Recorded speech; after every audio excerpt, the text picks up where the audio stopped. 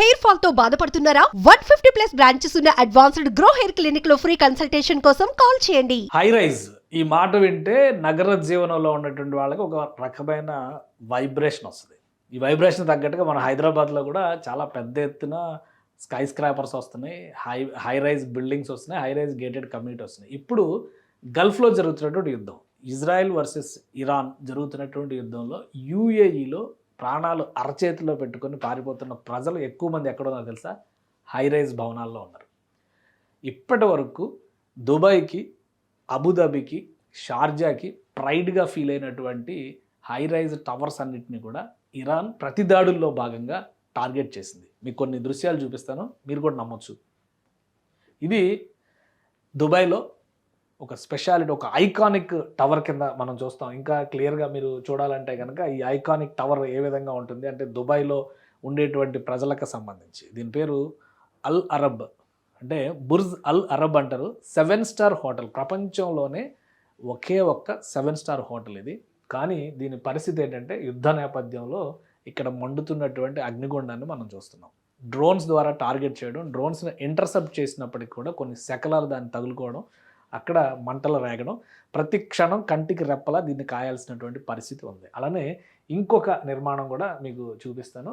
ఇది మనకు బాగా తెలిసినటువంటి టవర్ బుర్జ్ ఖలీఫా, ప్రపంచంలోనే అతిపెద్ద ఎత్తైనటువంటి టవర్స్లో ఇది కూడా ఒకటి. Plus most happening places. ఎలాంటి యాక్టివిటీస్ జరుగుతాయంటే అసలు వరల్డ్ క్లాస్ యాక్టివిటీస్ ఇక్కడ జరుగుతాయి. ప్లస్ ఇక్కడ కనిపిస్తున్నటువంటి డాట్ ఏంటంటే అటాక్ చేయడం కోసం వెళ్తున్నటువంటి డ్రోన్. దాన్ని బ్రేక్ చేశారు, దాన్ని డ్యామేజ్ చేశారు, ఇంటర్సెప్ట్ చేశారు. కానీ బుర్జ్ ఖలీఫా మొత్తాన్ని ఖాళీ చేసినటువంటి పరిస్థితి ఉంది.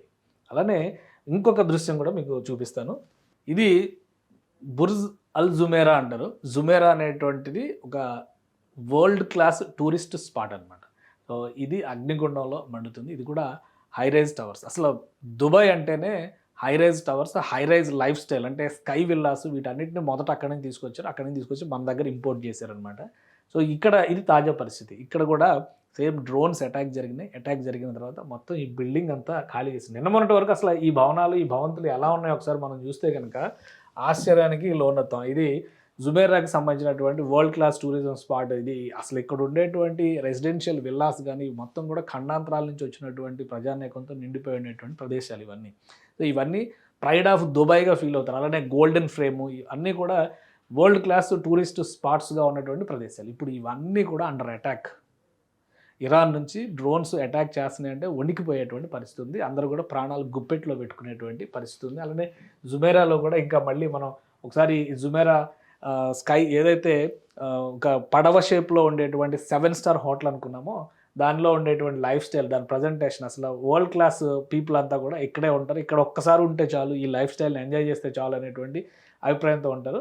ఇవి మొత్తం కూడా ఇప్పుడు వణికిపోతున్నటువంటి పరిస్థితి, బాంబుల దాడులతో దద్దరిల్లుతున్నటువంటి పరిస్థితి ఉంది.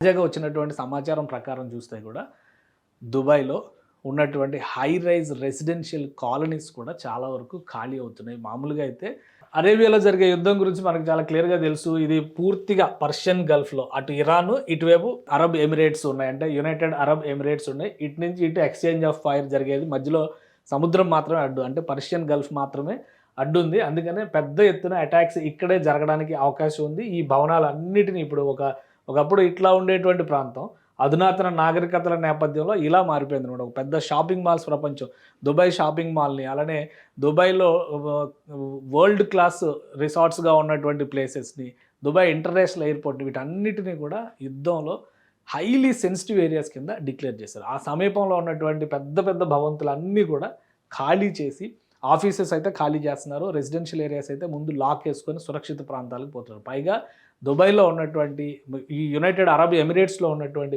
మొదటి ఈక్వేషన్ ఏంటంటే అసలు ఇక్కడ మీరు అర్థం చేసుకోవాల్సింది కంప్లీట్ అర్బన్ లైఫ్. మీకు ఇక్కడ పల్లెటూరు అనేది ఉండదు. చూడండి ఈ డేటా ఒకసారి మీరు అబ్జర్వ్ చేసి చూస్తే మొత్తం 91.3% అర్బన్ లైఫ్ స్టైల్, మొత్తం అర్బనే, పల్లెటూరు అనేది లేదు. రూరల్ ఏరియాస్ 8.7%, 2025 లేటెస్ట్ లెక్కల ప్రకారం. ఇదే కాదు, లాస్ట్ 40-45 ఇయర్స్ నుంచి మనం లెక్క చూస్తే, అంటే యునైటెడ్ అరబ్ ఎమిరేట్స్ ఫామ్ అయింది 70sలో, 79లో ఇరాన్లో ఇస్లామిక్ రెవల్యూషన్ వచ్చిన తర్వాత అమెరికా షిఫ్ట్ మొత్తం యునైటెడ్ అరబ్ ఎమిరేట్స్ వైపు వచ్చింది. అక్కడి నుంచి ఇక్కడ డెవలప్మెంట్, ప్రాస్పెక్ట్స్, ప్రాస్పెరిటీ అన్నీ కూడా వచ్చేసింది.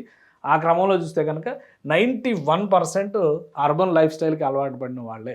ఈ హై రైజ్ లైఫ్ స్టైల్ని వదిలేసి ఇప్పుడు వీళ్ళందరూ కూడా పల్లెల వెంట పరిగెడుతున్నారు. ఎక్కడ సేఫ్ ప్లేస్ ఉంటుంది, ఎక్కడ చిన్న చిన్న నివాసాలు ఉంటాయో, ఎత్తు తక్కువ ఉండేటువంటి నివాసాలు అయితేనే ప్రాణాలు కాపాడుకోవచ్చినటువంటి అభిప్రాయం వ్యక్తమవుతుంది. ఈ క్రమంలోనే భారీ భవంతులన్నీ కూడా ప్రస్తుతానికి ఖాళీ చేశారు. హైలీ సెన్సిటివ్ ఏరియాస్ కింద డిక్లేర్ చేసి యుఏఈలో బయట వీడియోగ్రఫీని కూడా నిషేధించారు. అన్నిటినీ చాలా సెన్సిటివ్గా పరిగణలోకి తీసుకుని చూస్తున్నారు. చాలా ప్రాణాలు కాపాడుకోవాలంటే కనుక అప్రమత్తంగా ఉండాల్సినటువంటి సందర్భంగా ఇది అనౌన్స్ చేస్తారు. ఈ టెన్షన్ వాతావరణం మరొక 3 రోజుల పాటు కొనసాగుతుంది అనేటువంటి అభిప్రాయం వ్యక్తం చేస్తున్నారు. అలానే 3 రోజుల పాటు వర్క్ ఫ్రమ్ హోమ్ కూడా పర్మిషన్స్ ఇస్తూ నిర్ణయాలు తీసుకుంది. అంటే ఏ ప్రైవేట్ కంపెనీలు కూడా ఆఫీసులు ఓపెన్ చేయడానికి లేదు. అందరూ వర్క్ ఫ్రమ్ హోమ్, ఇంటి దగ్గర నుంచి పని చేసుకోవాల్సిందే. రోడ్లపైన అనవసరంగా బయటికి రావడం అనేది తగదు అని చెప్పని హెచ్చరికలు ఎప్పటికప్పుడు జారీ చేస్తున్నారు. ఇరాన్ చేసేటువంటి కౌంటర్స్, వాటిని అడ్డుకునేటువంటి క్రమంలో డిఫెన్స్ సిస్టమ్స్ పనిచేసినటువంటి విధానం. మొత్తం మీద హై రైజ్ లైఫ్ స్టైల్ అంటే మోజుపడ్డ వాళ్ళందరూ ఇప్పుడు బతుకు జీవుడా అంటూ ప్రాణాలు గుప్పెట్లో పెట్టుకొని బయటకు వెళ్లాల్సినటువంటి పరిస్థితి ఏర్పడింది యుఏఈలో.